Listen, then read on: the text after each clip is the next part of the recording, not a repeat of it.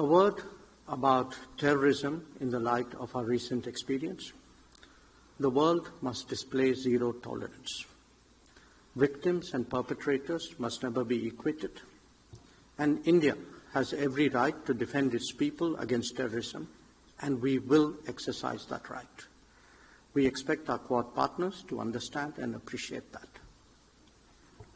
India plans to host the next Quad summit. We have some proposals on how to make that productive. I'm sure so do our partners.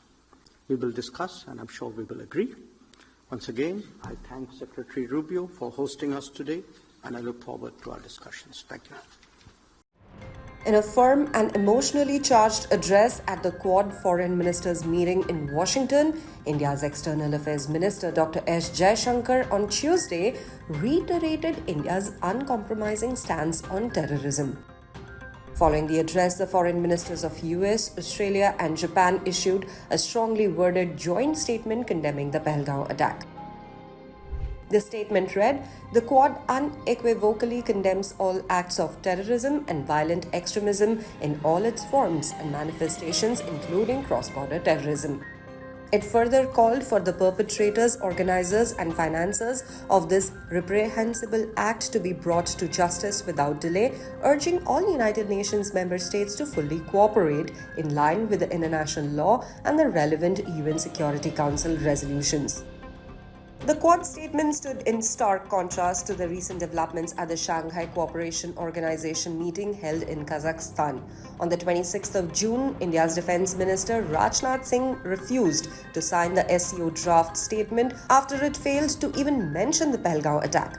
However, the draft did include a reference to the Jafar Express hijacking in Pakistan's Balochistan region in March earlier this year.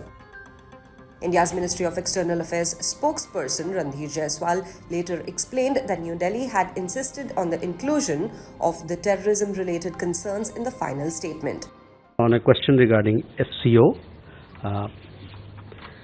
we had Raksha Mantri, our Defence Minister, participating in the Defence Ministers meeting of SCO. This meeting happened over 2 days, that is yesterday and today. The Defence Ministers meeting has concluded. I understand that they could not adopt a joint statement. I also understand that certain member countries could not reach consensus on certain issues, and hence the document could not be finalized. On our side, India wanted concerns on terrorism reflected in the document, which was not acceptable to one particular country, and therefore the statement was not adopted.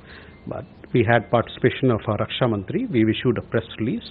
The press release is very instructive in how we look at the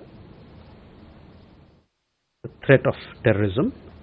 Raksha Mantri, in his articulation and in his address, called upon the SCO member countries to come together, unite to fight terrorism in all its forms and manifestations.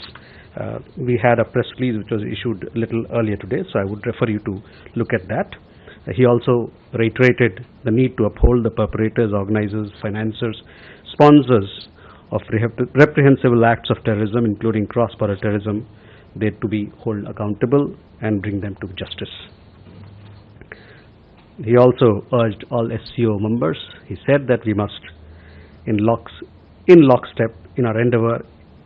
We must all be in lockstep in our endeavor in strengthening stability and security in our neighborhood. So I would urge you to look at the statement of our Raksha Mantri.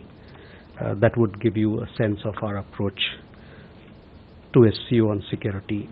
The diplomatic stork is divided. At Quad, India found solidarity and strong words of support. At SCO, India met resistance and silence on a matter it sees as critical to national security.